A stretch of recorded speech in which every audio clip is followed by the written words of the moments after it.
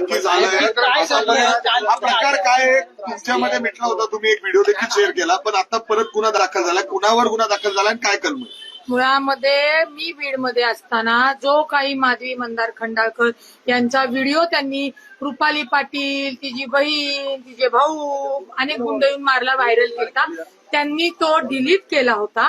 तो डिलीट केल्यानंतर ज्या काही माधवी खंडाळकर, तिचे बंधू आणि माझी बहीण प्रिया सूर्यवंशी हे दोघंही या खडक पोलीस स्टेशनमध्ये होते.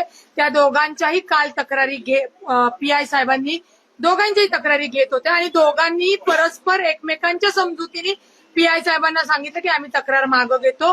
ती तक्रार मागं घेत असताना पीआयनी बहिणीचं शूटिंग केलं, म्हणजे प्रिया सूर्यवंशी पाटीलचं शूटिंग केलं, माधवी खंडाळकर यांचं शूटिंग केलं, त्यांचं स्टेटमेंट घेतलं आणि दोघांच्याही तक्रारी एकमेकांनी मागं घेतल्यामुळे तिथे तो विषय संपला. माधवी खंडाळकर यांनी तो जो काही दुसरा व्हिडिओ दिला तो तुमच्या सगळ्यांच्या समोर आहे आणि अचानकपणे जर परत ती महिला दुपारी येते आणि परत गुन्हा दाखल करतात. आता मला वाटलं जर परत गुन्हा दाखल केला असेल आणि जर त्याच्यामध्ये माझं नाव आहे असंच मला मीडियाचे जे आमचे सहकारी बंधू बाईट घेत होते त्यांनी सांगितलं रुपाली 4 जणांवर अटक, गुन्हा दाखल.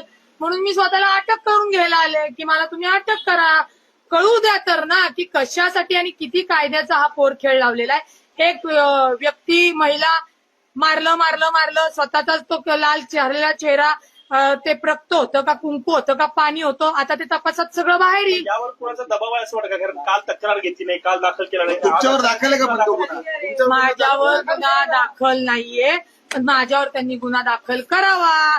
कायद्याचा जर दुरुपयोग करायचा तर काय मी कायद्याची लढाई माझ्या फॅमिलीवर जर विनाकारण खोटा गुन्हा दाखल करत असेल आणि आमच्या लोकांची सुद्धा तक्रार काल घेतली नाही तर आज त्यांनी ज्या पद्धतीने येऊन गुन्हा दाखल केलाय तर जो गुन्हा माझ्या बहिणीने मागे घेतला होता समजुतीने तोही गुन्हा दाखल करून घेणं त्यांचं काम आहे आणि तो गुन्हा मी दाखल करून घेणार. तुम्ही आतमध्ये आल्यानंतर पोलीस चाकणकरांचं नाव घेतलं,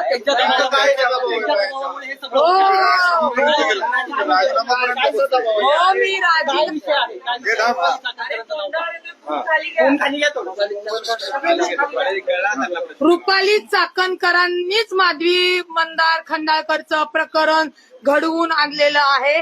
जी व्यक्ती तक्रार दोघी मागं घेतात कायद्याने, जिथे विषय संपलाय तिथे पुन्हा ती व्यक्ती येते आणि जर तक्रार अर्ज करत असेल कायद्याने काय त्याला महत्व आहे काय नाही ते कोर्टात होईल, परंतु हा पदावर असलेला गैरवापर आहे आणि तो चाकणकरांनी केलेला आहे. आणि म्हणून मी तिथे डायरेक्ट सांगितलं तुम्ही जर सत्तेमधल्या पदावर असलेल्या लोकांचा गैरवापर करून माझ्या फॅमिलीवर माझ्यावर जर ती टॅक्टिस वापरत असाल तर मी कायद्याने संविधानाने जी आमची तिची तक्रार घेतली आली, तिची तक्रार तिने नाही म्हणून सांगितली, माझी बहीण आली तिने तक्रार नाही म्हणून सांगितली, ती आली तिने तक्रार दिली, मग माझ्याही बहिणीची तक्रार घेणं क्रमप्राप्त आहे पोलिसांचं आणि ती तक्रार कालची जी होती त्याच पद्धतीने दाखल केलेली आहे.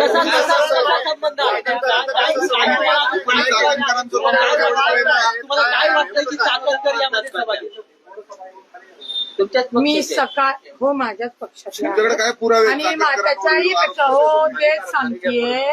राज्य महिला आयोग रुपाली चाकणकर 2019ला राष्ट्रवादी काँग्रेस पक्षाच्या शहर अध्यक्षा होत्या. त्यावेळी माधवी मंदार खंडाळकर, त्याच्यानंतर गौरी जाधव या त्यांच्या सोबत काम करणाऱ्या त्यांच्या सहकारी होत्या. हे जे त्यांचे महिलांना त्रास देणं, खोट्या व्हिडिओ तयार करणं, ह्या सगळ्या मॅन्युप्लेट करण्याच्या ज्या काही गोष्टी आहेत या चाकणकर खूप शिफारशीने करताना दिसले मला. आत्ताच्या ह्याच्यात विथ पुराव्यासह त्या सापडल्या. परंतु या गोष्टी सगळ्या होत असताना राष्ट्रवादी काँग्रेस पक्षाने रुपाली निलेश चाकणकरांना महिला आयोगावर एक चांगली संधी दिली, परंतु त्या संधीचं सोनं करण्यापेक्षा अशा पद्धतीने व्हिडिओ तयार करणे, प्रतिस्पर्धेच्या नावाने व्हिडिओ बदनामी करणे, त्यांच्या विरुद्ध गुन्हा दाखल करणे हे त्यांचं काम पुराव्यानिशी माझ्याकडे आहे.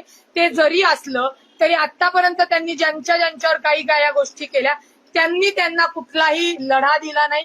त्यांची काही मजबुरी असेल, फायनान्शियल असेल, कौटुंबिक असेल जबाबदारी किंवा हा मानसिक त्रास सहन त्यांना होत नसेल, परंतु रुपाली पाटील ठोंबरेवर जर आता पुन्हा तिच्या घरच्यांवर हे गुन्हे दाखल करणार असेल तर चाकणकरांवर सुद्धा येणाऱ्या काळामध्ये हे गुन्हे दाखल झालेले तुम्हाला दिसतील. आणि मला रागच एवढा होता की ज्या पक्षात मी आहे, ज्याच्याशी माझ्या कुटुंबाचा संबंध नाही, आणि चाकणकर त्यांच्यावर जे काही त्यांनी आयोगाचे अध्यक्ष असताना पीडितेवर केलेलं चारित्र्यहनन असेल, हगवणे कुटुंबात त्यांच्यावर जे तक्रारी झाल्या त्याचाही ब्लेम जर त्याचाही राग तो पक्षातल्या व्यक्तीवर, काम करणाऱ्या व्यक्तीवर जर काढत असतील तर मला वाटतं रुपाली चाकणकरांना रुपाली पाटील ठोंबरे अशा गोष्टीला ठीक घालत नाही.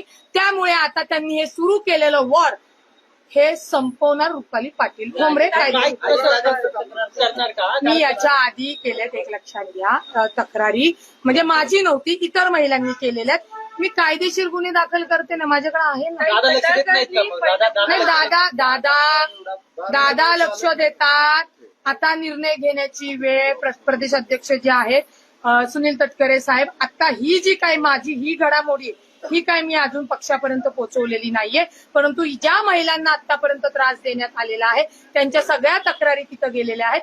आता ते त्यांनी दखल घ्यावी म्हणून माझी राजीनामा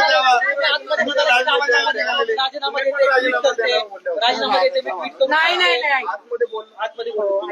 त्याच्यावेळी माझ्यासोबत TV9चे धायगुडे सोबत आलते.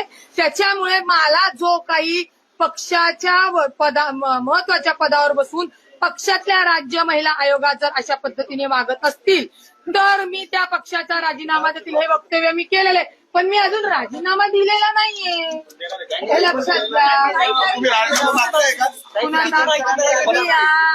मी राज्य महिला आयोगाचा आता राजीनामा मागते.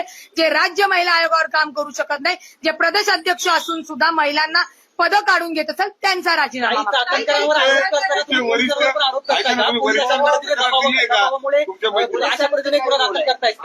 एक लक्षात घ्या. पुन्हा सांगते, ही घटना घडल्यानंतर तो व्हिडिओ आला, मी बीडमध्ये होते.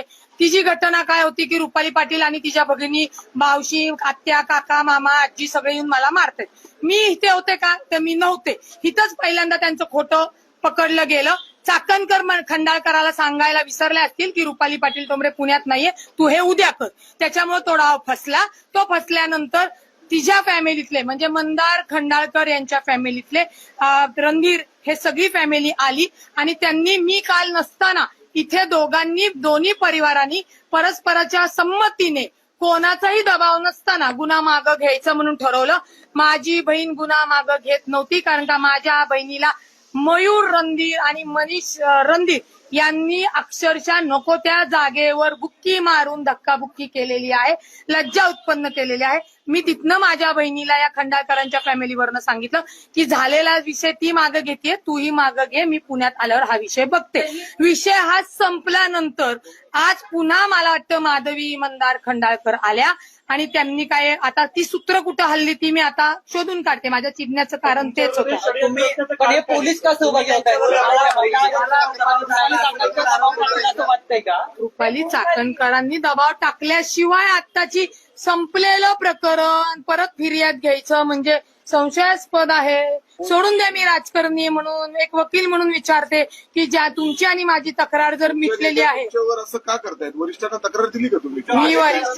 मी आता वरिष्ठांना तक्रार देणार आणि त्या अन्याय नाही करते. चाकणकर जळतायत, त्यांना कामाने सिद्ध होता येत नाही.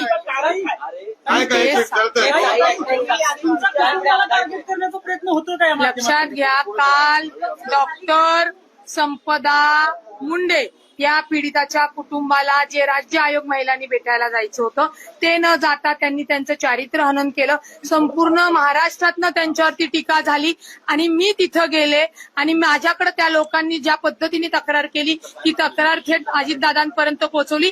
याचा प्रचंड राग चाकणकरांना आलेला आहे आणि मग त्यांनी दाखवलं, कारण का त्यांचं याच्या आधीचं स्टेटमेंट आहे की मी याची विकेट काढली, मी त्याची विकेट काढली, आता मी यांची काढते. तर त्यांना मला तुमच्या माध्यमातून सांगायचं, विकेट काढणं एवढं सोपं नाही चाकणकर बाई. आता थेट गाठ तुमची माझ्याशी आहे. मी इतके दिवस बोलले नव्हते, सुरुवात तुम्ही केलीये, याचा शेवट रुपाली पाटील नाही, माझी तर त्यांची राजीनाम्याची मागणी आहे ती आहेच आहे. आणि माझी बदनामी केली, माझ्या कुटुंबाची जी काही बदनामी केली त्याच्याविषयीची कायदेशीर लढा किंवा जी तक्रार करायची ना ती मी पुढे